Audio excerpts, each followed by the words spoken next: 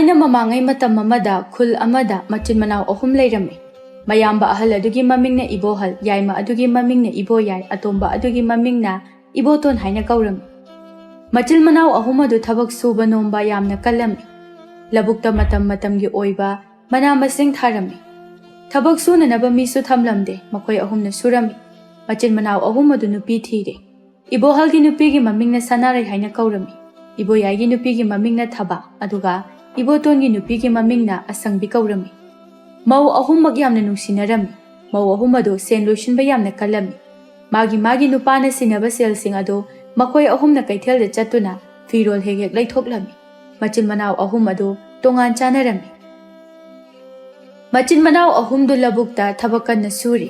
इबोयाइमना अइबु चाक लांबनसु याद्रिने तौरिसे। चाकसु हौजिक फावबा थिलक्ते। मदुगी नुपीदुबु कैदौरगा लैरिबा जानोने। इबोतोनना चाक लांबगी वादी अइसु चाक लांबना याद्रपोनिदा। पुक्कासे गुरुगरा खोंबा हौख्रपोनिदा। इबोयाइमा मयाम्बा अहलदा असुमना हाइरम्मी। ताचाओ युमदा कारसिरा चाक तोगा हुग्लासे।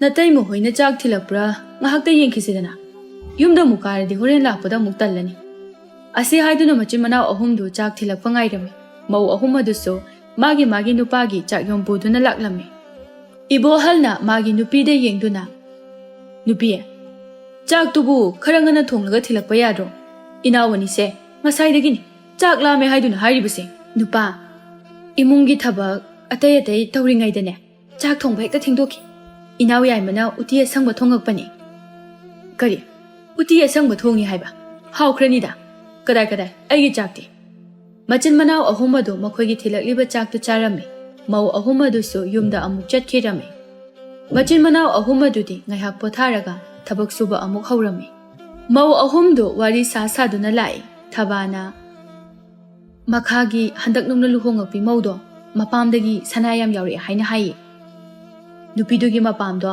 इनाक यामना खुले हाइना हाइबनी सनायाम हापे हाइदुना कैदौना दोइनोदा नुपानी काइन थबकसु सुनिंगदी नुपीदुना पुरकलिबा सना मयामदो काइदुना चाबदा लोइख्रनी असंगबिना इचेहलना हाइरिसे चुमलबनी अखोइ सिदा इतयनीगा अखोइ नुपागा फाबदा ममिंग चटलिबनी इपामदगी कैमता यावरक्त्रसु हौजिक्ति नुंगाइरे कैनो चानिंग बचारगा सेनिंग बसेतुना कयादा नुंगाइना लैरिबनो अखोइ अहुमगी नुंगाइबसे उबदने अतै लेकागी मौसिंगना कलक्नरिबनी चुम्मे अतोनबी नंगना हाइबा अखोइगी नुपाना अखोइगी अपाम्बा लोइना तौहल्ली मोइना थबक सुरसु सेलदी अखोइना सिनै मौ खरदिने मागी नुपा थबक सुरगा सेल पिनादबदगी कया अमसु वाना लैनरिबनी असुमना मौ अहुमदो वारी सादुना लाक्पना मयुम यौरक्लम्मी मखोइ अहुमदो कोन लुखा का फेंगदबिदा वारी तौदुना लैरम्मी मागी नुपा हलक्पा मतम ओइरे खंगलबदा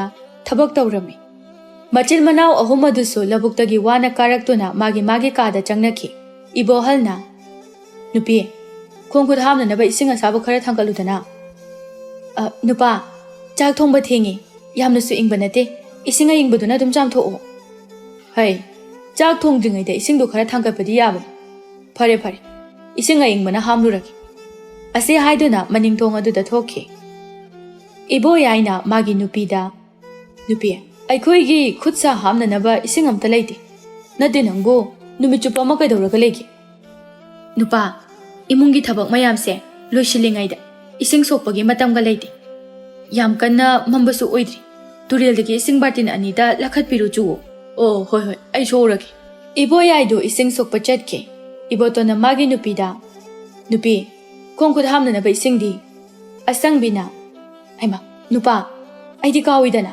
ising amta sohodre. Amukta sopiru chuba, horen kon phengnaba isinga amta leiramaroi. Kaawni ne. Nangdi ne, adum kaawni. Nangna kaawdrise, sen lauramdaida khaktani. Ase haiduna ibotonsu khara sauna thoki. Asangbi matomta haijai. Aidi ngasai ichi aniga wari sanaduna leiringaida. Pungkaaw he kaawidana. Aikhoi nupagi chaibu charamganida.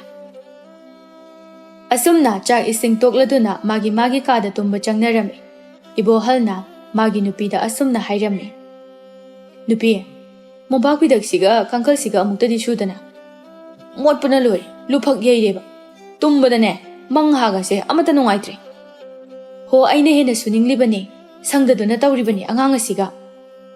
Angang sisu motpana loirini. Nate nangbu iruga du sunglu lujabidraba ba angang sibo. Luribani amotpada sanabagi motlibani. Nachase lam yam heli. Senabaga ngamdi. Nate nupa tumna naba tawraseba. Matam se thengi. Aisu imungi thabak mayam se hotnabada wabana yaji. Asi hairamlaga sanare mamit usinduna tumlami. Ngaihak leibaga nokthoraklami. Ibohal magi nupida yengduna. Kaya da thuna tumlibano yenguni se. Kanade aisu tumna naba tawragi. Hayengana thabak chatoini. Asi khanduna ibohal se tumlami. Asamna numit ado hauki. Machimanaw ahum nga ta hogatuna labukta chakre. Mau ahum adudi yamna thengna hogatlami. Sanare hogatpada machanupa thembungda yengduna asumna hairami.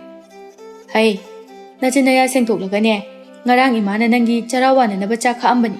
Madu chatho. Ngasidine chak thengbasu yai. Hoi ima, ado ima. Aye pirose ya mole amta subiyo. Hai, nangi amolpa pi suna naba matamga laite ko. Mola sodom lilo. Angang bu kaidawi haige. Bembe moida chatlubada. Bembe moigi mamana motmali. Makoida changakano na hai. Bembe gi mamana ichada atuma he haiba ngamba. Ma khangnidana. Thengnaba mafamdane. Masamado khudang yetuna haige. Tanja aduda thabagi machanupa samuga asangbigi machanupi thoinuga sulaklami. Angang ahumadu chara walami. Aduga sanaba chatkirami. Moy ahumadu asumna hainarami. Horendine turenda phiyamta surusi. Nataina motle haidunane ngangbana yadre. Iche aikoi suni. Nanaw nupa na motmalle nane nganglibani. Horen chak loiragane amotpa phi singase turialda puduna amta sudosi. Aidine aigi kangkhaldo luhonglakpadagi amta sudri. Ngasidine amukta sudokpa tare. Adudi nakhoi anisu chak thongdo uro. Iche su chak thongdo ukhige. Adugane phido sudorasi. Hoi iche.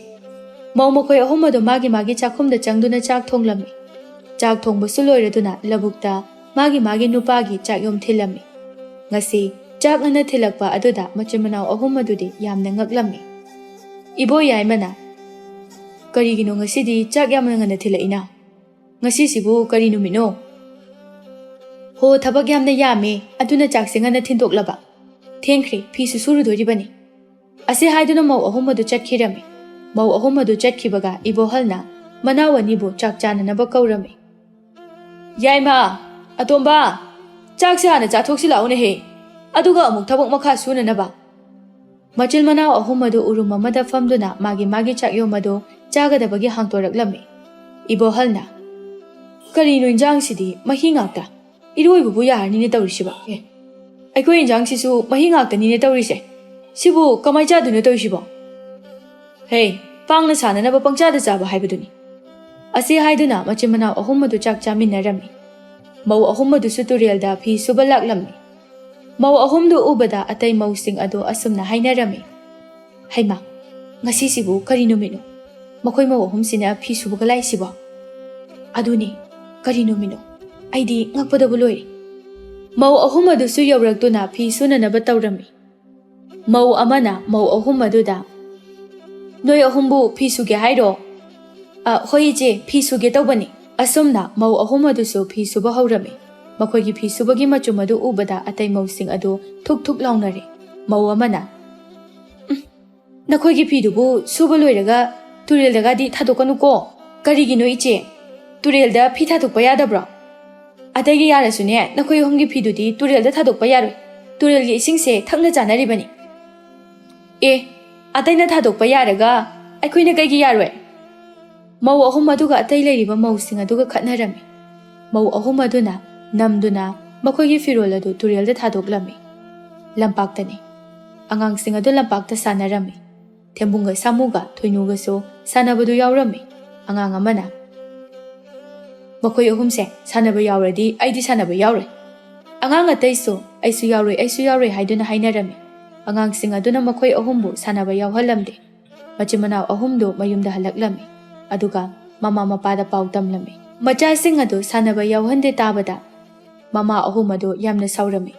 Lampakta laktuna lampakta sanariba angang sing adu bu phurami. Karigino noina thembunga samuga aikhoi thoinuga sanaba yauhandribadi. Ase haiduna angang sing adu mana leirami. Angang amana. ꯑꯩꯈꯣꯏ ꯏꯃꯥꯅ ꯑꯃꯣꯠꯄ ꯃꯤꯒ ꯁꯥꯟꯅꯃꯤꯟꯅꯒꯅꯨ ꯂꯩꯅꯥ ꯄꯛꯀꯅꯤ ꯍꯥꯏꯅ ꯍꯥꯏ꯫ ꯁꯅꯥꯔꯩꯅ ꯑꯉꯥꯡ ꯑꯗꯨꯒꯤ ꯃꯅꯥꯗ ꯀꯟꯅ ꯂꯩꯗꯨꯅ, ꯀꯔꯤ? ꯑꯃꯣꯠꯄ ꯃꯤꯒ ꯁꯥꯟꯅꯒꯅꯨ ꯂꯩꯅꯥ ꯄꯛꯀꯅꯤ ꯀꯥꯏꯅ? ꯅꯈꯣꯏ ꯀꯌꯥꯝ ꯅꯥꯜꯂꯗꯅ ꯀꯨꯆꯨ ꯁꯦꯡꯗꯕꯁꯤꯗꯤ! ꯑꯉꯥꯡ ꯑꯗꯨ ꯀꯞꯇꯨꯅ, ꯑꯩꯉꯣꯟꯗ ꯀꯨꯆꯨ ꯁꯦꯡꯗꯦ ꯍꯥꯏꯕꯒꯤ ꯑꯩꯈꯣꯏ ꯃꯥꯗ ꯍꯥꯏꯗꯣꯛꯀꯦ꯫ ꯑꯁꯤ ꯍꯥꯏꯔꯒ ꯑꯉꯥꯡ ꯑꯗꯨꯁꯨ ꯃꯌꯨꯝ ꯇꯝꯅ ꯆꯦꯟꯈꯤꯔꯝꯃꯤ꯫ ꯍꯥꯏꯗꯣꯛꯑꯣ, ꯍꯥꯏꯗꯣꯛꯑꯣ!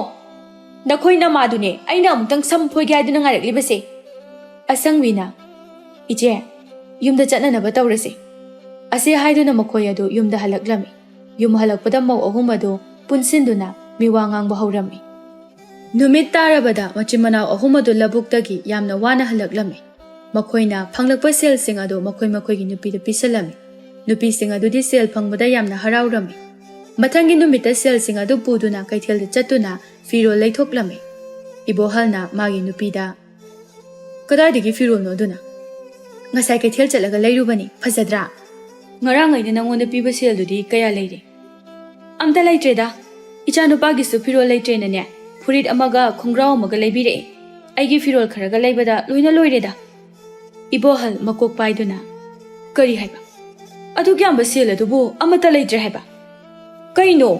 ꯂꯨꯄꯥ 5 ꯈꯛꯇꯨꯕꯨ ꯀꯌꯥꯝ ꯌꯥꯝꯕ ꯁꯦꯜꯅꯣ? ꯅꯨꯄꯤ, ꯅꯪ ꯇꯨꯡꯒꯤ ꯈꯔꯗꯤ ꯈꯟꯕ ꯐꯕꯅꯤ꯫ ꯁꯦꯜ ꯇꯥꯟꯕꯁꯦ ꯌꯥꯝꯅ ꯋꯥꯕꯅꯤ꯫ ꯁꯦꯜ ꯂꯣꯏꯁꯤꯟꯕꯗꯤ ꯌꯥꯝꯅ ꯅꯨꯡꯉꯥꯏꯕꯅꯤꯅꯦ꯫ ꯅꯪꯅꯦ ꯃꯁꯤ ꯈꯪꯅ ꯆꯠꯂꯨ꯫ ꯑꯁꯤ ꯍꯥꯏꯔꯝꯂꯒ ꯏꯕꯣꯍꯜꯗꯨ ꯁꯥꯎꯅ ꯊꯣꯛꯈꯤꯔꯝꯃꯤ꯫ ꯃꯆꯤꯟ ꯃꯅꯥꯎ ꯑꯍꯨꯝ ꯑꯗꯨ ꯋꯥ ꯇꯥꯅꯔꯝꯃꯤ꯫ ꯏꯕꯣꯍꯜꯅ ꯃꯅꯥꯎ ꯑꯅꯤꯗ ꯑꯁꯨꯝꯅ ꯍꯥꯏꯔꯝꯃꯤ, ꯌꯥꯏꯃ, ꯑꯇꯣꯝꯕ, ꯑꯩꯈꯣꯏꯅ ꯋꯥꯅ ꯇꯥꯜꯂꯨꯔꯤꯕ ꯁꯦꯜ ꯈꯨꯗꯤꯡꯃꯛ ꯇꯨꯡꯁꯤꯜꯂꯒ ꯊꯝꯕꯒꯤ ꯃꯍꯨꯠ ꯐꯤꯔꯣꯜ ꯂꯩꯕꯗ ꯁꯦꯜ ꯇꯨꯡꯁꯤꯟꯕ ꯉꯝꯗ꯭ꯔꯦ꯫ ꯁꯨꯝ ꯇꯧꯔꯕꯗꯤ ꯑꯩꯈꯣꯏ ꯇꯨꯡꯗ ꯌꯥꯝꯅ ꯋꯥꯕ ꯇꯥꯏ꯫ ꯑꯗꯨꯅ ꯃꯇꯝ ꯂꯩꯔꯤꯉꯩ ꯑꯁꯤꯗ ꯃꯈꯣꯏ ꯑꯁꯦ ꯋꯥꯔꯛꯍꯧꯔꯁꯤ꯫ ꯇꯥꯆꯧꯅ ꯍꯥꯏꯔꯤꯕꯗꯣ ꯑꯩꯁꯨ ꯌꯥꯅꯤ꯫ ꯑꯩꯈꯣꯏ ꯅꯣꯡꯖꯨ ꯅꯨꯡꯁꯥ ꯃꯔꯛꯇ ꯋꯥꯅ ꯁꯦꯜ ꯇꯥꯜꯂꯒ ꯃꯈꯣꯏꯅ ꯑꯔꯦꯝꯕꯗ ꯁꯦꯜ ꯃꯥꯡꯍꯜꯂꯒ ꯂꯩꯔꯤ꯫ ꯏꯕꯣꯍꯜ ꯏꯕꯣꯌꯥꯏꯗ ꯌꯦꯡꯗꯨꯅ, ꯌꯥꯏꯃ, ꯅꯪꯗꯤ ꯀꯔꯤ ꯈꯜꯂꯤꯕ? ꯇꯥꯆꯧꯒ ꯑꯇꯣꯝꯕꯒꯅ ꯐꯅꯤ ꯍꯥꯏꯕꯗꯣ ꯑꯗꯨꯝ ꯇꯧꯔꯁꯤ꯫ ꯑꯗꯨꯗꯤ ꯑꯩꯈꯣꯏꯅ ꯇꯥꯜꯂꯛꯄ ꯁꯦꯜ ꯈꯨꯗꯤꯡꯃꯛ ꯅꯨꯄꯤꯗ ꯄꯤꯁꯤꯟꯕ ꯌꯥꯗ꯭ꯔꯦ꯫ ꯑꯗꯨꯒ ꯑꯩꯈꯣꯏꯅ ꯃꯈꯣꯏꯗ ꯄꯤꯈꯤꯕ ꯁꯦꯜ ꯑꯗꯣ ꯄꯨꯊꯣꯔꯛꯑꯣ꯫ ꯅꯠꯇ꯭ꯔꯕꯗꯤ ꯅꯄꯥꯝꯗ ꯆꯠꯈ꯭ꯔꯣ ꯍꯥꯏꯅ ꯍꯥꯏꯔꯁꯤ꯫ ꯍꯣꯏ ꯇꯥꯆꯧ꯫ ꯏꯕꯣꯍꯜꯗꯨ ꯁꯥꯎꯅ ꯁꯅꯥꯔꯩꯒꯤ ꯃꯅꯥꯛꯇ ꯆꯪꯉꯛꯇꯨꯅ, ꯑꯩꯅ ꯉꯔꯥꯡ ꯅꯪꯉꯣꯟꯗ ꯄꯤꯈꯤꯕ ꯂꯨꯄꯥ 5ꯗꯣ ꯄꯨꯊꯣꯔꯛꯑꯣ꯫ ꯅꯨꯄꯥ, ꯀꯩꯅꯣ? ꯁꯦꯜꯁꯤꯡ ꯑꯗꯨꯗꯤ ꯑꯩꯅ ꯐꯤꯔꯣꯜ ꯂꯩꯊꯣꯛꯈ꯭ꯔꯦꯅ ꯍꯥꯏꯔꯤꯗꯨꯗꯤ? ꯍꯩ, ꯐꯤꯔꯣꯜ ꯂꯩꯊꯣꯛꯄꯒ ꯌꯥꯔꯣꯏ꯫ ꯁꯦꯜꯁꯤꯡꯗꯣ ꯑꯩꯅ ꯁꯤꯖꯤꯟꯅꯒꯗꯕꯒꯤ ꯉꯥꯏꯔꯒ ꯂꯩꯔꯕꯅꯤ꯫ ꯌꯥꯝ ꯊꯨꯅ ꯄꯨꯊꯣꯔꯛꯑꯣ, ꯅꯠꯇ꯭ꯔꯕꯗꯤꯅꯦ ꯅꯪ ꯅꯄꯥꯝ ꯌꯧꯔꯦ ꯈꯪꯉꯨ꯫ ꯑꯗꯨꯛ ꯌꯥꯝꯕ ꯁꯦꯜꯁꯤꯡ ꯑꯗꯨꯕꯨ ꯑꯩꯕꯨ ꯀꯗꯥꯏꯗꯒꯤ ꯂꯧꯆꯣ ꯍꯥꯏꯕꯅꯣ? ꯏꯕꯣꯍꯜꯗꯨ ꯂꯤꯆꯩ ꯑꯃ ꯂꯧꯗꯨꯅ ꯃꯥꯒꯤ ꯅꯨꯄꯤꯗꯨ ꯐꯨꯔꯝꯃꯤ꯫ ꯑꯗꯨꯒ ꯍꯥꯏꯔꯛꯏ, ꯑꯗꯨꯛ ꯌꯥꯝꯕ ꯁꯦꯜ ꯑꯗꯨꯗꯤ ꯅꯪꯗꯤ ꯀꯩꯗꯧꯕꯒꯤ ꯂꯣꯏꯁꯤꯜꯂꯤꯕ, ꯍꯥ? ꯁꯅꯥꯔꯩꯗꯨ ꯃꯥꯒꯤ ꯅꯨꯄꯥꯅ ꯉꯁꯤ ꯈꯪꯍꯧꯗꯅ ꯃꯉꯣꯟꯗ ꯐꯨꯔꯛꯄ ꯑꯗꯨꯗ ꯌꯥꯝꯅ ꯄꯥꯈꯠꯂꯝꯃꯤ꯫ ꯍꯣ, ꯀꯩꯅꯣ? ꯅꯥꯌꯦ, ꯃꯤꯉꯣꯟꯗꯕꯨ ꯑꯗꯨꯃꯥꯏꯅ ꯐꯨꯕ ꯍꯧꯅꯕ꯭ꯔꯣ? ꯑꯩꯅ ꯍꯥꯏꯔꯤꯁꯤꯅꯤ, ꯅꯨꯃꯤꯠ 10ꯅꯤꯒꯤ ꯃꯇꯝ ꯄꯤꯔꯤ꯫ ꯅꯨꯃꯤꯠ 10ꯅꯤ ꯑꯁꯤꯗ ꯁꯦꯜꯁꯤꯡ ꯑꯗꯣ ꯄꯨꯊꯣꯔꯛꯇ꯭ꯔꯕꯗꯤ ꯅꯄꯥꯝ ꯌꯧꯔꯦ ꯈꯪꯉꯨ꯫ ꯑꯁꯤ ꯍꯥꯏꯔꯝꯂꯒ ꯏꯕꯣꯍꯜ ꯑꯗꯨ ꯊꯣꯛꯈꯤ꯫ ꯁꯅꯥꯔꯩꯗꯣ ꯂꯩꯃꯥꯏ ꯑꯗꯨꯗ ꯐꯝꯗꯨꯅ ꯀꯞꯂꯤ꯫ ꯍꯣꯏ ꯏꯃꯥ, ꯑꯗꯨꯛ ꯌꯥꯝꯕ ꯁꯦꯜ ꯑꯗꯨꯕꯨ ꯑꯩꯕꯨ ꯀꯗꯥꯏꯗꯒꯤ ꯂꯧꯆꯣ ꯍꯥꯏꯕꯅꯣ? ꯏꯕꯣꯌꯥꯏꯒ ꯏꯕꯣꯇꯣꯟꯒꯁꯨ ꯏꯕꯣꯍꯜꯅ ꯃꯥꯒꯤ ꯅꯨꯄꯤꯗ ꯇꯧꯔꯤꯕ ꯑꯗꯨꯒ ꯆꯞ ꯃꯥꯟꯅꯅ ꯇꯧꯔꯝꯃꯤ꯫ ꯃꯧ ꯑꯍꯨꯝ ꯑꯗꯨ ꯃꯊꯥ ꯌꯥꯝꯅ ꯁꯥꯔꯝꯃꯤ꯫ ꯃꯈꯣꯏ ꯑꯍꯨꯝ ꯑꯗꯨ ꯋꯥ ꯈꯟꯅꯔꯝꯃꯤ꯫ ꯁꯅꯥꯔꯩꯅ, ꯍꯧꯖꯤꯛ ꯑꯩꯈꯣꯏꯅ ꯇꯧꯗꯣꯏꯁꯤꯕꯨ ꯀꯩꯅꯣ? ꯈꯨꯠꯁꯤꯗ ꯁꯦꯜꯁꯨ ꯑꯝꯇ ꯂꯩꯇꯦ꯫ ꯀꯗꯥꯏꯗꯒꯤ ꯂꯨꯄꯥ 5 ꯂꯧꯔꯒ ꯄꯤꯗꯣꯏꯅꯣ? ꯊꯕꯥꯅ, ꯏꯆꯦ, ꯑꯩꯗꯤ ꯉꯔꯥꯡ ꯅꯅꯥꯎ ꯅꯨꯄꯥꯅ ꯐꯨꯕꯒꯤ ꯈꯣꯡꯒꯥꯁꯦ ꯆꯠꯄꯗ ꯅꯥꯕꯅ ꯂꯣꯏꯔꯦ꯫ ꯅꯣꯡꯃꯇ ꯁꯨꯃꯥꯏꯅ ꯇꯧꯗꯕꯅꯤ꯫ ꯉꯔꯥꯡꯗꯤ ꯀꯔꯤ ꯂꯥꯏ ꯑꯣꯛꯅꯔꯛꯑꯕꯅꯣ ꯈꯪꯗꯦ꯫ ꯑꯁꯪꯕꯤꯅ, ꯏꯆꯦ ꯑꯅꯤꯗꯤ ꯈꯔ ꯐꯩ꯫ ꯅꯈꯣꯏ ꯅꯅꯥꯎ ꯅꯨꯄꯥꯅ ꯑꯩꯉꯣꯟꯗ ꯐꯨꯔꯤꯕ ꯑꯗꯨꯗꯤꯅꯦ ꯊꯣꯡ ꯉꯥꯛꯅꯅꯕ ꯆꯩ ꯑꯗꯨꯁꯨꯅꯦ ꯑꯃꯨꯛꯇꯒ ꯐꯨꯕ ꯅꯠꯇꯦ, 3-4ꯔꯛꯅꯤ꯫ ꯍꯧꯖꯤꯛ ꯐꯥꯎꯕ ꯐꯨꯕꯒꯤ ꯗꯥꯛꯐꯝ ꯂꯩꯔꯤꯌꯦ꯫ ꯏꯅꯥꯎꯁꯥ, ꯑꯩꯈꯣꯏ ꯁꯨꯝ ꯂꯩꯔꯗꯤꯅꯦ ꯏꯄꯥꯝ ꯌꯧꯕ ꯁꯣꯏꯗ꯭ꯔꯦ꯫ ꯃꯤꯒꯤ ꯃꯤꯅꯥꯏ ꯑꯣꯏꯕ꯭ꯔꯥ ꯀꯔꯤꯅꯣꯃ ꯇꯧꯗꯨꯅ ꯁꯦꯜꯗꯣ ꯑꯃꯨꯛꯇ ꯄꯤꯈꯤꯁꯤ꯫ ꯑꯁꯪꯕꯤꯅ, ꯏꯆꯦ, ꯀꯩꯊꯦꯜꯗ ꯃꯅꯥ ꯃꯁꯤꯡ ꯑꯣꯏꯅ ꯌꯣꯜꯂꯤꯁꯦ, ꯑꯗꯨꯒ ꯁꯦꯜꯁꯤꯡ ꯑꯗꯨ ꯁꯤꯡꯈꯤꯅꯕ꯫ ꯑꯁꯪꯕꯤꯅ ꯍꯥꯏꯔꯤꯕ ꯑꯗꯨ ꯊꯕꯥꯒ ꯁꯅꯥꯔꯩꯒꯅꯁꯨ ꯌꯥꯔꯝꯃꯤ꯫ ꯃꯥꯒꯤ ꯅꯨꯄꯥꯗ ꯍꯥꯏꯅꯔꯒ ꯃꯈꯣꯏꯅ ꯊꯥꯔꯤꯕ ꯃꯅꯥ ꯃꯁꯤꯡꯁꯤꯡ ꯑꯗꯨ ꯀꯩꯊꯦꯜꯗ ꯄꯨꯗꯨꯅ ꯌꯣꯜꯂꯝꯃꯤ꯫ ꯅꯨꯡꯁꯥ ꯃꯔꯛ ꯑꯗꯨꯗ ꯐꯝꯗꯨꯅ ꯑꯦꯟꯁꯥꯡ ꯅꯥꯄꯤꯁꯤꯡ ꯑꯗꯨ ꯌꯣꯜꯂꯝꯃꯤ꯫ ꯅꯨꯄꯤ ꯑꯃꯅ ꯃꯈꯣꯏꯒꯤ ꯄꯣꯠꯐꯝꯗ ꯆꯪꯂꯛꯇꯨꯅ, ꯍꯋꯥꯏ ꯑꯁꯤꯕꯨ ꯂꯨꯄꯥ ꯀꯌꯥꯒꯤꯅꯣ? ꯀꯣꯕꯤ ꯂꯩ ꯑꯁꯤꯒ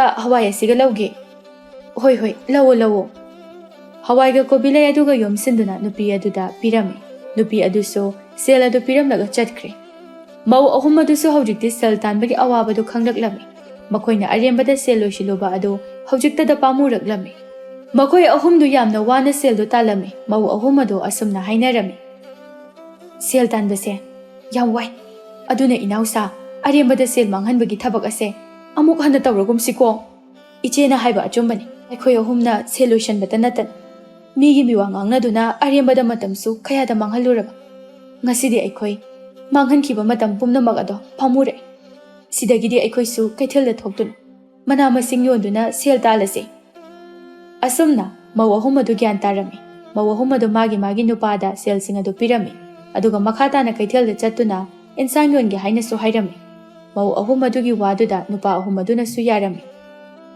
asumna maw ahum adu kupna hai singna yum palami kaithelda chattuna mana masing sing yolami matamna asum haukibana thoinu su leisabi pharaklami thoinu masak mataw yamna phajarami mabung anina pokminaba machal natrabasu yamna luna tawrami nongma makhoi ahumdo sagol amamam thauduna koiba chatlami tachao taton sagol se kanana hena kanna thawbu ngamgi tanase yaine tanasine ase haiduna makhoi ahumdo sagol adu kanna thawrami adubu thoinuna mabung anidagi hena yangna sagol adu thawrami thoinuna sagol kanna thawba aduda mabung anido yamna pakhatlami sagol adudagi taraktuna sokadra haiduna thembungna ichan sagol tamna thawni nangbo sagolagi taraklabadine soidana sokpa tare samuna tachao akoi jalse akoi anidagi hena sagol yangna thawba ngami thangta so akoi dagi ichalna hena hai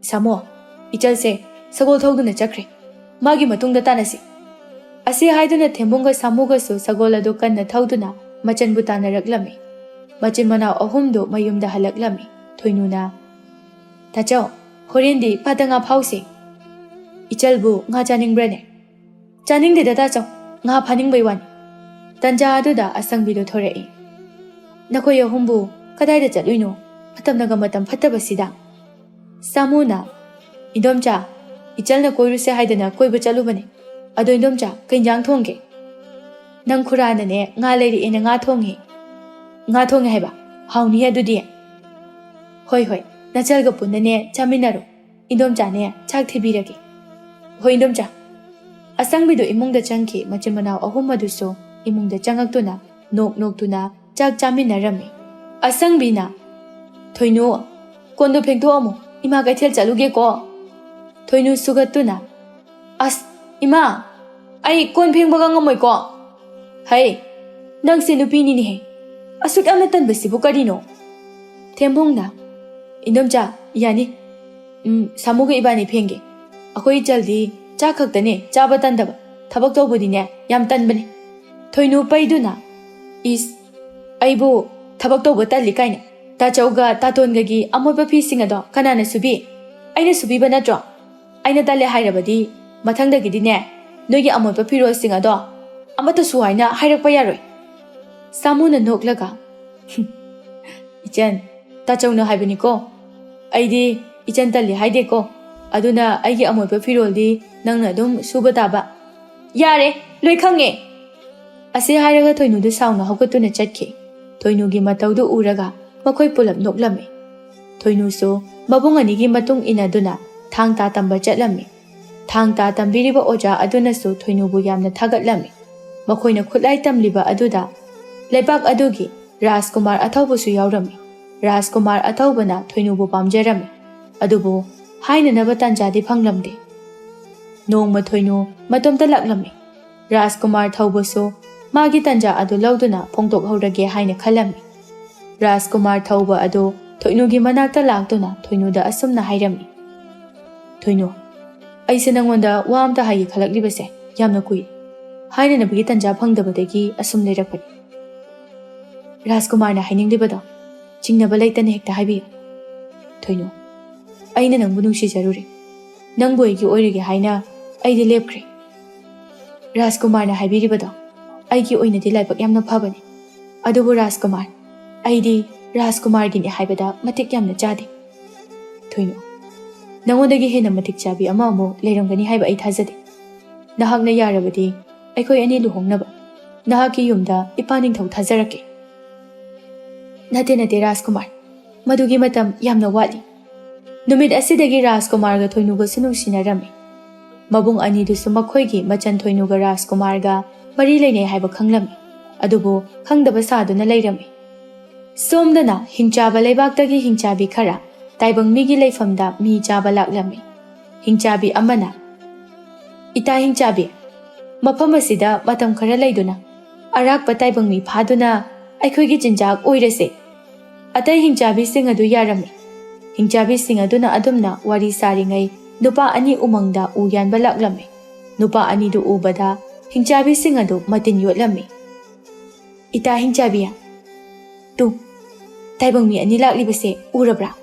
ꯃꯁꯤꯒꯤ ꯇꯥꯏꯕꯪ ꯃꯤ ꯑꯅꯤ ꯑꯁꯤꯗꯒꯤ ꯍꯥꯟꯅ ꯆꯥꯕ ꯍꯧꯔꯁꯦ꯫ ꯉꯁꯤꯗꯤꯅꯦ ꯇꯥꯏꯕꯪ ꯃꯤ ꯆꯥꯕ ꯐꯪꯒꯗꯧꯔꯤ." ꯍꯤꯡꯆꯥꯕꯤꯁꯤꯡ ꯑꯗꯨ ꯇꯥꯏꯕꯪ ꯃꯤ ꯑꯗꯨ ꯆꯥꯅꯤꯡꯕꯗꯒꯤ ꯂꯨꯝꯗꯨꯅ ꯂꯩꯈ꯭ꯔꯦ꯫ ꯎꯃꯪ ꯑꯗꯨꯗ ꯎ ꯌꯥꯟꯕ ꯂꯥꯛꯂꯤꯕ ꯅꯨꯄꯥ ꯑꯅꯤꯗꯨ ꯃꯁꯥꯗ ꯀꯔꯤꯒꯨꯝꯕ ꯑꯃꯗꯤ ꯐꯥꯎꯔꯝꯃꯤ꯫ ꯅꯨꯄꯥ ꯑꯃꯅ, "ꯏꯇꯥꯎ, ꯉꯁꯤꯗꯤ ꯎꯃꯪꯁꯦ ꯀꯩꯅꯣꯝꯃ ꯏꯇꯧ ꯇꯧꯏ꯫ ꯑꯩꯒꯤ ꯅꯨꯄꯤꯅꯁꯨ ꯆꯠꯂꯝꯗꯥꯏꯗ ꯃꯪ ꯅꯨꯡꯉꯥꯏꯇꯦ, ꯉꯁꯤꯗꯤ ꯆꯠꯈ꯭ꯔꯅꯣ ꯍꯥꯏꯅ ꯍꯥꯏꯕꯅꯤ꯫ ꯏꯇꯥꯎ, ꯉꯁꯤꯒꯤꯗꯤ ꯍꯜꯂꯁꯤꯔꯥ? ꯍꯌꯦꯡ ꯑꯣꯏꯅ ꯌꯦꯡꯉꯁꯦ."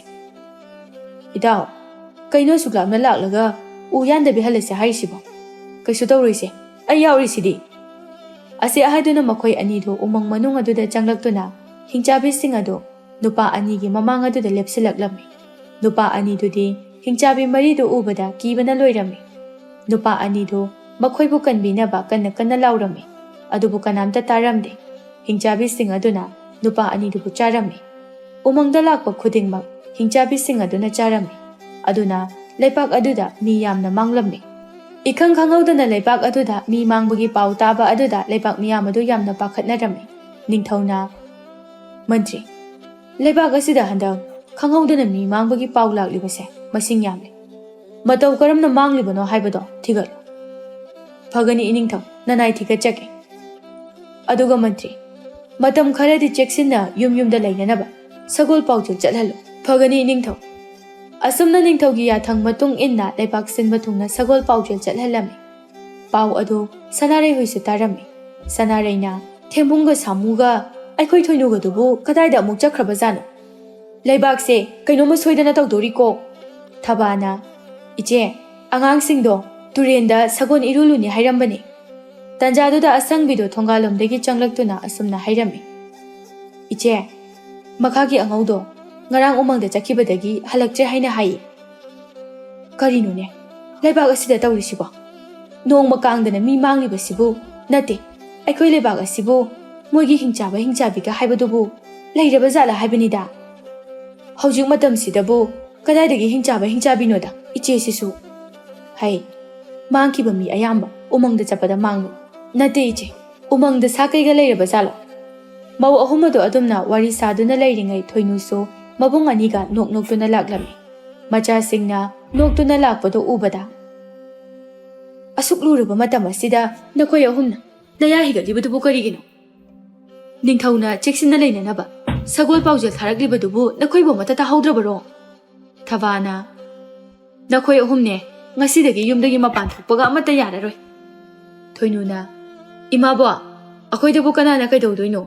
ꯃꯤ ꯑꯣꯏꯔꯣ, ꯁꯥ ꯑꯣꯏꯔꯣ, ꯍꯤꯡꯆꯥꯕ ꯑꯣꯏꯔో, ꯍꯤꯡꯆꯥꯕꯤ ꯑꯣꯏꯔꯣ, ꯂꯣꯏꯅ ꯍꯥꯠꯇꯣꯛꯑꯗꯕꯅꯤ."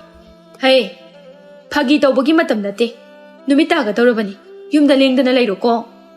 ꯊꯣꯏꯅꯨꯒ ꯃꯕꯨꯡ ꯑꯅꯤꯒꯗꯨ ꯃꯃꯥꯁꯤꯡꯅ ꯌꯥꯗ꯭ꯔꯗꯨꯅ ꯃꯌꯨꯝꯗ ꯂꯩꯔꯝꯃꯤ꯫ ꯅꯨꯃꯤꯠ ꯑꯗꯨꯒꯤ ꯑꯍꯤꯡꯗꯅꯤ ꯈꯞꯄ ꯂꯥꯎꯕꯒꯤ ꯈꯣꯟꯖꯦꯜ ꯇꯥꯔꯛꯂꯝꯃꯤ꯫ ꯈꯨꯜ ꯂꯩꯀꯥꯏꯒꯤ ꯃꯤ ꯃꯌꯥꯝ ꯑꯗꯨ ꯌꯨꯝ ꯑꯗꯨꯗ ꯂꯥꯛꯂꯝꯃꯤ꯫ ꯅꯨꯄꯤ ꯑꯃꯅ ꯀꯞꯇꯨꯅ, "ꯇꯨꯝꯂꯒ ꯂꯩꯍꯧꯕ ꯑꯩꯒꯤ ꯏꯆꯥꯗꯣ ꯂꯩꯔꯝꯗ꯭ꯔꯦ, ꯑꯩꯒꯤ ꯏꯆꯥꯒꯤ ꯊꯋꯥꯏ ꯑꯃꯨꯛꯇ ꯀꯟꯕꯤꯌꯣ." ꯑꯁꯤ ꯍꯥꯏꯗꯨꯅ ꯑꯉꯥꯡ ꯑꯗꯨꯒꯤ ꯃꯃꯥ ꯑꯗꯨ ꯀꯞꯂꯝꯃꯤ꯫ ꯅꯨꯃꯤꯠ ꯈꯨꯗꯤꯡꯒꯤ ꯑꯉꯥꯡ ꯑꯅꯤ ꯑꯍꯨꯝ ꯑꯗꯨꯃꯛ ꯃꯥꯡꯂꯝꯃꯤ꯫ ꯅꯤꯡꯊꯧꯅ ꯂꯥꯟꯃꯤ ꯊꯥꯗꯣꯛꯇꯨꯅ ꯊꯤꯍꯜꯂꯕꯁꯨ ꯈꯪꯕ ꯉꯝꯂꯝꯗꯦ꯫ ꯅꯤꯡꯊꯧ ꯑꯗꯨ ꯃꯀꯣꯛ ꯁꯥꯕꯅ ꯂꯣꯏꯔꯝꯃꯤ꯫ ꯔꯥꯖꯀꯨꯃꯥꯔ ꯊꯧꯕꯅ, "ꯏꯄꯥ ꯅꯤꯡꯊꯧ, ꯍꯟꯗꯛ ꯂꯩꯄꯥꯛ ꯑꯁꯤꯗ ꯃꯤ ꯃꯥꯡꯂꯤꯕꯁꯤꯡ ꯑꯁꯦ ꯀꯝꯗꯧꯅ ꯃꯥꯡꯂꯤꯕꯅꯣ ꯍꯥꯏꯕꯗꯣ ꯅꯆꯥ ꯈꯪꯅꯅꯕ ꯊꯤꯒꯠꯆꯒꯦ." "ꯐꯔꯦ, ꯊꯤꯒꯠꯂꯨ." ꯃꯄꯥ ꯅꯤꯡꯊꯧꯒꯤ ꯌꯥꯊꯪ ꯐꯪꯂꯕꯗ ꯔꯥꯖꯀꯨꯃꯥꯔ ꯊꯧꯕꯗꯨ ꯎꯃꯪꯗ ꯂꯥꯟꯃꯤ ꯈꯔꯒ ꯂꯥꯛꯂꯝꯃꯤ꯫ ꯎꯃꯪ ꯃꯅꯨꯡ ꯑꯗꯨꯗ ꯃꯥꯒꯤ ꯁꯔꯨ ꯁꯔꯥꯡ ꯇꯥꯔꯤꯕꯗꯨ ꯔꯥꯖꯀꯨꯃꯥꯔ ꯊꯧꯕꯅ ꯎꯔꯝꯃꯤ꯫ ꯔꯥꯖꯀꯨꯃꯥꯔ ꯊꯧꯕꯗꯨ ꯀꯣꯅꯨꯡꯗ ꯍꯜꯂꯛꯇꯨꯅ ꯃꯄꯥ ꯅꯤꯡꯊꯧꯗ ꯃꯥꯅ ꯊꯦꯡꯅꯔꯛꯄꯁꯤꯡ ꯑꯗꯨ ꯍꯥꯏꯔꯝꯃꯤ꯫ ꯏꯄꯥ ꯅꯤꯡꯊꯧ, ꯃꯥꯡꯈꯤꯕ ꯃꯤ ꯄꯨꯝꯕ ꯍꯤꯡꯂꯝꯒꯅꯤ ꯍꯥꯏꯕ ꯊꯥꯖꯗꯦ꯫ ꯃꯥꯡꯈꯤꯕ ꯃꯤ ꯄꯨꯝꯕ ꯁꯤꯔꯝꯂꯅꯤ ꯍꯥꯏꯕꯁꯦ ꯅꯆꯥꯒꯤ ꯊꯥꯖꯕꯅꯤ꯫ ꯃꯥꯡꯈꯤꯕ ꯃꯤ ꯄꯨꯝꯕ ꯁꯤꯔꯝꯂꯅꯤ ꯍꯥꯏꯕꯗꯤ ꯃꯇꯧ ꯀꯔꯝꯅ ꯈꯪꯂꯤꯕ? ꯏꯄꯥ ꯅꯤꯡꯊꯧ, ꯎꯃꯪ ꯃꯅꯨꯡꯗ ꯃꯤꯒꯤ ꯁꯔꯨ ꯁꯔꯥꯡ ꯃꯥꯟꯕ ꯊꯦꯡꯅꯔꯛꯏ꯫ ꯃꯥꯡꯈꯤꯕ ꯃꯤ ꯄꯨꯝꯕ ꯀꯩꯅ ꯆꯥꯕ ꯑꯣꯏꯔꯣꯏ꯫ ꯁꯥ ꯀꯩꯅ ꯑꯣꯏꯔꯕꯗꯤ ꯑꯩꯈꯣꯏꯅ ꯎꯃꯪꯗ ꯆꯠꯄꯗꯨꯗ ꯊꯦꯡꯅꯔꯛꯀꯅꯤ꯫ ꯅꯤꯡꯊꯧꯗꯨ ꯃꯊꯥ ꯌꯥꯝꯅ ꯁꯥꯔꯝꯃꯤ꯫ ꯅꯤꯡꯊꯧꯅ ꯐꯝꯅꯥꯏꯕꯁꯤꯡ ꯑꯗꯨ ꯀꯧꯊꯣꯛꯇꯨꯅ ꯋꯥ ꯈꯟꯅꯔꯝꯃꯤ꯫ ꯅꯣꯡꯃ ꯑꯍꯤꯡ ꯑꯃ ꯃꯤ ꯂꯥꯡꯕꯒꯤ ꯃꯈꯣꯜ ꯇꯥꯔꯝꯃꯤ꯫ ꯍꯤꯡꯆꯥꯕꯤ ꯂꯩꯔꯦ ꯍꯥꯏꯅꯁꯨ ꯍꯥꯏꯅꯔꯝꯃꯤ꯫ ꯍꯤꯡꯆꯥꯕꯤ ꯂꯩꯔꯦ ꯇꯥꯕꯗ ꯊꯣꯏꯅꯨꯁꯨ ꯊꯥꯡ ꯇꯦꯟ ꯄꯥꯏꯗꯨꯅ ꯆꯦꯟꯈꯤ꯫ ꯃꯗꯨ ꯎꯕꯗ ꯑꯁꯪꯕꯤꯗꯨ ꯄꯥꯈꯠꯅ, ꯏꯃꯥꯒꯤ ꯊꯣꯏꯅꯨ, ꯀꯗꯥꯏꯗꯅꯣ ꯅꯪꯅ ꯆꯠꯂꯤꯗꯨꯕꯣ? ꯊꯦꯝꯕꯨꯡ, ꯁꯥꯃꯨ, ꯅꯆꯟꯅꯨꯄꯤ ꯑꯁꯦ ꯊꯥꯡ ꯇꯦꯟ ꯄꯥꯏꯗꯨꯅ ꯆꯦꯟꯈ꯭ꯔꯦꯅꯦꯍꯦ꯫ ꯊꯦꯝꯕꯨꯡꯒ ꯁꯥꯃꯨꯒꯁꯨ ꯊꯥꯡ ꯄꯥꯏꯗꯨꯅ ꯃꯆꯟꯕꯨ ꯇꯥꯟꯅꯔꯛꯂꯝꯃꯤ꯫ ꯍꯤꯡꯆꯥꯕꯤꯁꯤꯡ ꯑꯗꯨꯅ ꯃꯤ ꯐꯥꯗꯨꯅ ꯄꯨꯒꯦ ꯍꯦꯛ ꯇꯧꯕꯒ ꯍꯤꯡꯆꯥꯕꯤ ꯑꯗꯨꯒꯤ ꯃꯈꯨꯠꯇꯨ ꯊꯣꯏꯅꯨꯅ ꯄꯥꯏꯔꯤꯕ ꯊꯥꯡ ꯑꯗꯨꯅ ꯍꯤꯡꯆꯥꯕꯤꯒꯤ ꯃꯈꯨꯠ ꯑꯗꯨ ꯀꯛꯂꯛꯂꯝꯃꯤ꯫ ꯍꯤꯡꯆꯥꯕꯤ ꯑꯗꯨ ꯃꯈꯨꯠ ꯀꯛꯂꯛꯄ ꯑꯗꯨꯗ ꯀꯟꯅ ꯂꯥꯎꯔꯛꯂꯝꯃꯤ꯫ ꯍꯤꯡꯆꯥꯕꯤ ꯑꯍꯨꯝꯗꯨ ꯁꯥꯎꯅ ꯊꯣꯏꯅꯨꯒꯤ ꯃꯅꯥꯛꯇ ꯄꯥꯏꯁꯤꯜꯂꯛꯂꯝꯃꯤ꯫ ꯑꯗꯨꯕꯨ ꯊꯦꯝꯕꯨꯡꯒ ꯁꯥꯃꯨꯒ ꯔꯥꯖꯀꯨꯃꯥꯔꯒꯅ ꯍꯤꯡꯆꯥꯕꯤ ꯑꯍꯨꯝ ꯑꯗꯨꯕꯨ ꯊꯥꯡꯅ ꯌꯥꯜꯂꯝꯃꯤ꯫ ꯍꯤꯡꯆꯥꯕꯤ ꯑꯃꯅ ꯀꯟꯅ ꯂꯥꯎꯗꯨꯅ, ꯑꯣꯏꯃꯥ, ꯑꯩ ꯁꯤꯔꯦ! ꯃꯣꯏꯇꯩꯕꯪ ꯃꯤꯑꯣꯏꯕꯁꯦ ꯌꯥꯝꯅ ꯁꯣꯟꯕꯣꯏ ꯈꯜꯂꯨꯕꯅꯤ꯫ ꯑꯁ, ꯌꯥꯝ ꯀꯜꯂꯦ! ꯏꯇꯥ ꯍꯤꯡꯆꯥꯕꯤꯁꯥ, ꯃꯐꯝ ꯑꯁꯤ ꯊꯥꯗꯣꯛꯇꯨꯅ ꯆꯠꯍꯧꯔꯁꯤ, ꯅꯠꯇ꯭ꯔꯕꯗꯤꯅꯦ ꯑꯩꯈꯣꯏ ꯊꯋꯥꯏ ꯁꯣꯏꯗꯅ ꯃꯥꯡꯕ ꯇꯥꯔꯦ꯫ ꯑꯁꯤ ꯍꯥꯏꯗꯨꯅ ꯍꯤꯡꯆꯥꯕꯤꯁꯤꯡ ꯑꯗꯨ ꯄꯥꯏꯒꯦ ꯍꯥꯏꯗꯨꯅ ꯇꯧꯔꯝꯃꯤ꯫ ꯃꯈꯣꯏ ꯃꯔꯤ ꯆꯪꯗꯨꯅ ꯍꯤꯡꯆꯥꯕꯤ ꯃꯔꯤ ꯑꯗꯨꯕꯨ ꯍꯥꯠꯂꯝꯃꯤ꯫ ꯅꯤꯡꯊꯧ ꯑꯗꯨ ꯍꯤꯡꯆꯥꯕꯤ ꯃꯔꯤꯗꯨ ꯍꯥꯠꯂꯦ ꯇꯥꯕꯗ ꯌꯥꯝꯅ ꯍꯔꯥꯎꯔꯝꯃꯤ꯫ ꯊꯣꯏꯅꯨꯒꯤ ꯃꯊꯧꯅꯥ ꯑꯗꯨꯕꯨꯁꯨ ꯌꯥꯝꯅ ꯊꯥꯒꯠꯂꯛꯂꯝꯃꯤ꯫ ꯑꯁꯨꯝꯅ ꯅꯤꯡꯊꯧꯅ ꯊꯦꯝꯕꯨꯡꯒ ꯁꯥꯃꯨꯒꯕꯨ ꯃꯤꯌꯥꯝ ꯈꯪꯅ ꯃꯅꯥ ꯄꯤꯔꯝꯃꯤ꯫ ꯑꯗꯨꯒ ꯊꯣꯏꯅꯨꯕꯨꯅ ꯃꯥꯒꯤ ꯃꯆꯥꯅꯨꯄꯥ ꯔꯥꯖꯀꯨꯃꯥꯔ ꯊꯧꯕꯒ ꯂꯨꯍꯣꯡꯒꯅꯤ ꯍꯥꯏꯅ ꯍꯥꯏꯔꯝꯃꯤ꯫ ꯑꯁꯨꯝꯅ ꯅꯨꯃꯤꯠ ꯑꯐꯕ ꯑꯃ ꯌꯦꯡꯗꯨꯅ ꯔꯥꯖꯀꯨꯃꯥꯔ ꯊꯧꯕꯒ ꯊꯣꯏꯅꯨꯒ ꯂꯨꯍꯣꯡꯂꯝꯃꯤ꯫ ꯑꯁꯨꯝꯅ ꯊꯣꯏꯅꯨꯁꯨ ꯀꯣꯅꯨꯡꯗ ꯅꯨꯡꯉꯥꯏꯅ ꯂꯩꯈꯤꯔꯝꯃꯤ꯫